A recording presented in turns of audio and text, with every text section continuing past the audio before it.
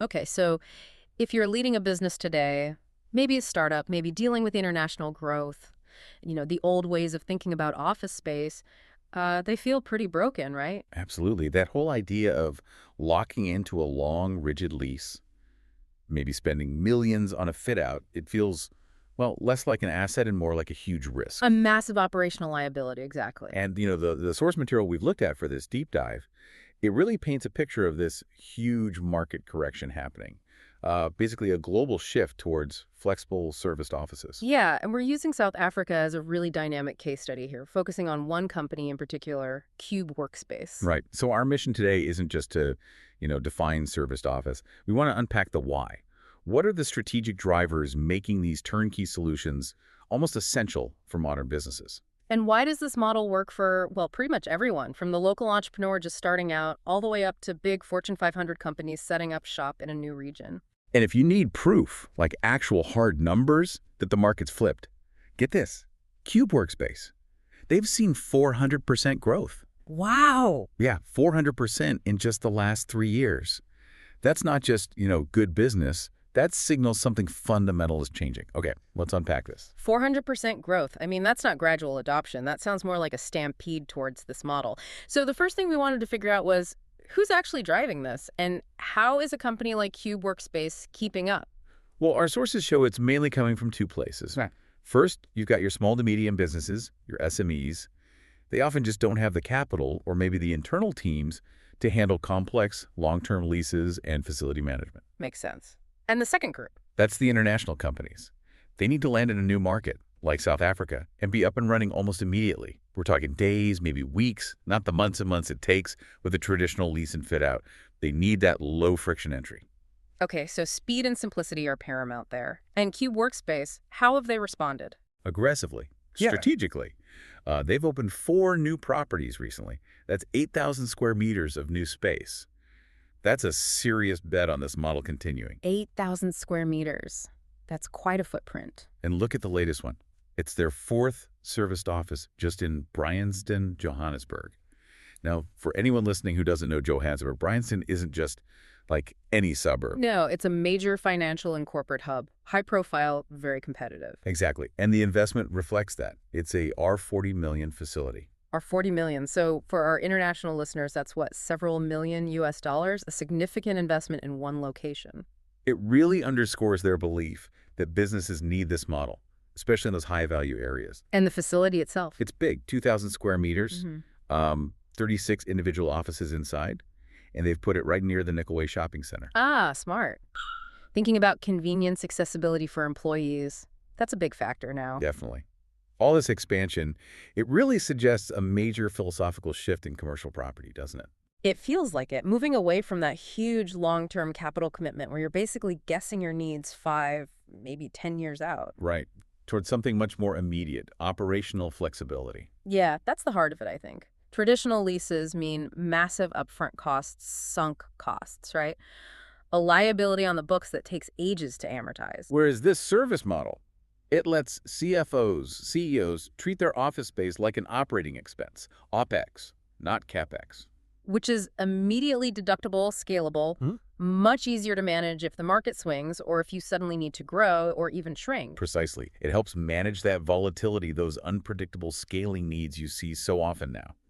So it reframes the office from this fixed burden into more of a customizable tool. But okay, growth like 400%. It can't just be because the accounting works better.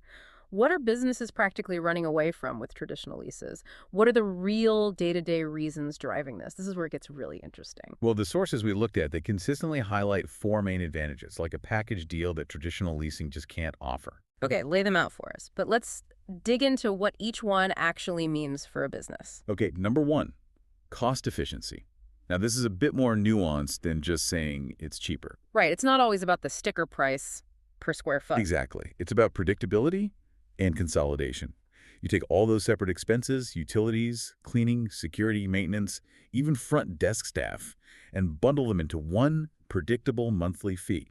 So no surprise bills for a broken air conditioner or needing a new security system? None of that. Yeah. You completely eliminate the unpredictability of fit-out costs, which can be huge, and all the ongoing building management headaches.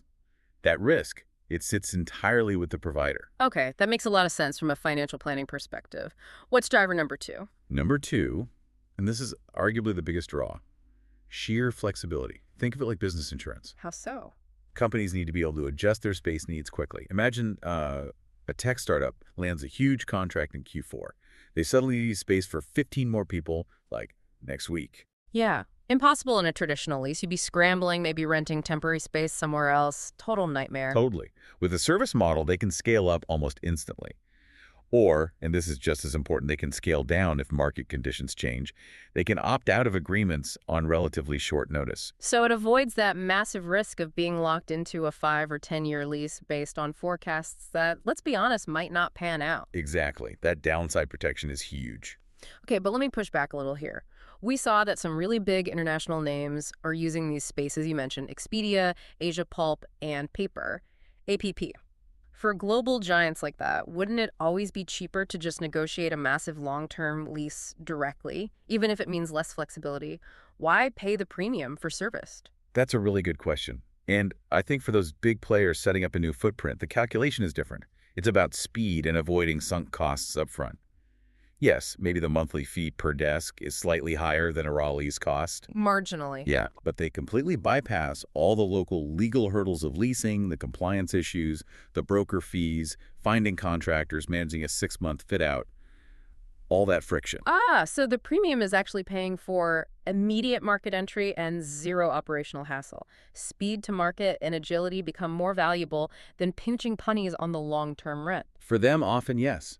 It mitigates risk and gets them operational, earning revenue much, much faster. Got it. That clicks. Okay, what's the third advantage? The third one is something people sometimes overlook, the Yeah. collaborative environment.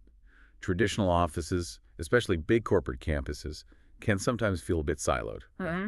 Different apartments, different floors. Serviced offices, though, they deliberately mix people up. Yeah. You've got professionals from tech like Expedia next to people in hospitality, finance, maybe manufacturing, all using the same common areas, the same cafe. So the space itself kind of encourages those random interactions, the networking, potential business opportunities just happening organically. Precisely.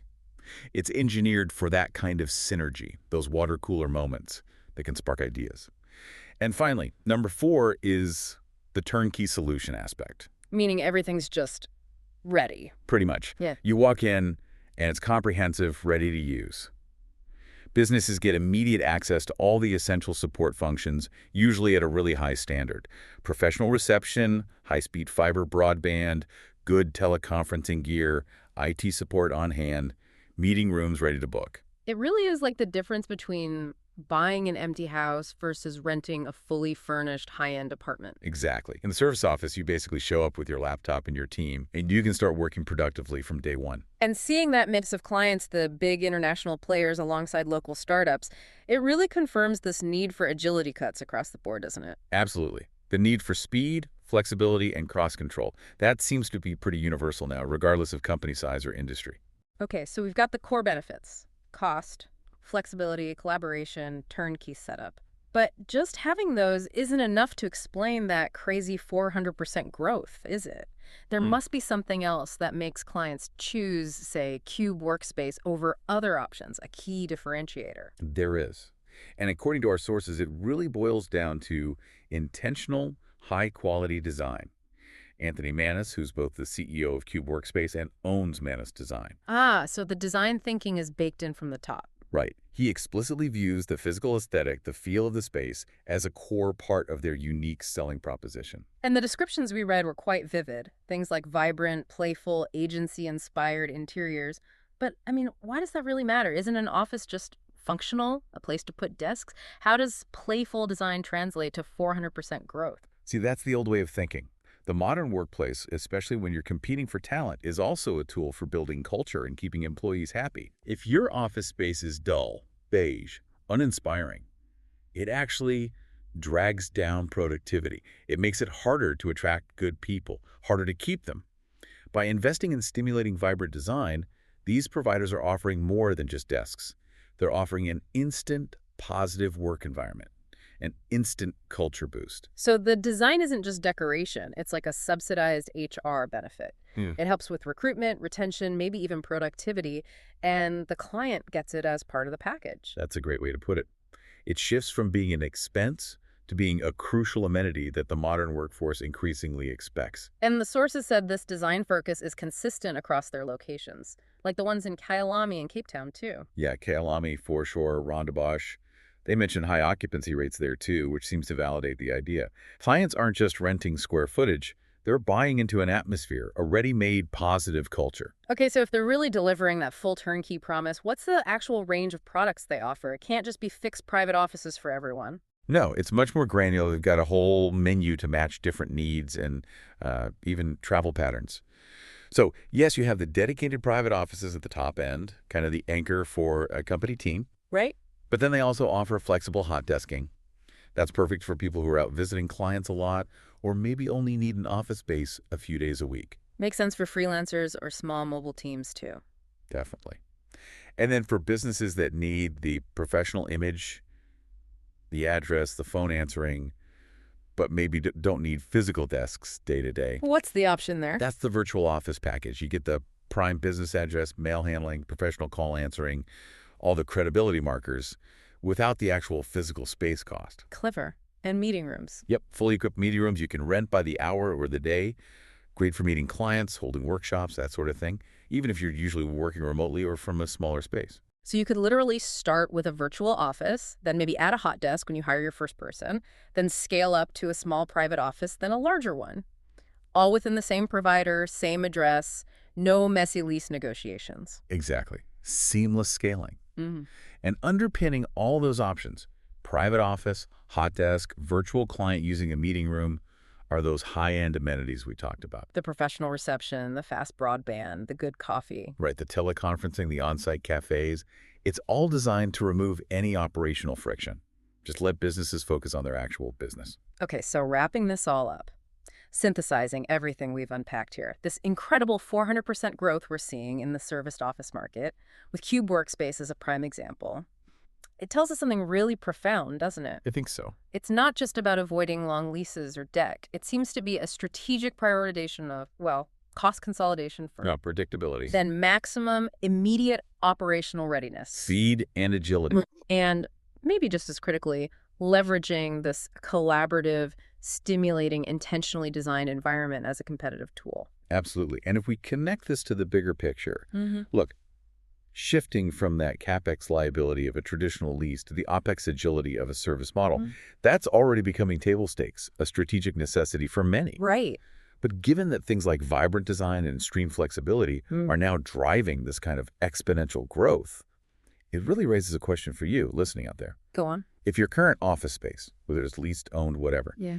if it isn't stimulating, if it isn't flexible, is it actually holding your business back? Is it contributing, maybe subtly, to lost productivity or making it harder to keep your best people? A challenging thought. What does this tell us about the future role of the physical office environment, not just as a place to work, but as a potential competitive advantage or disadvantage? We'll leave you with that to think about. That was The Deep Dive.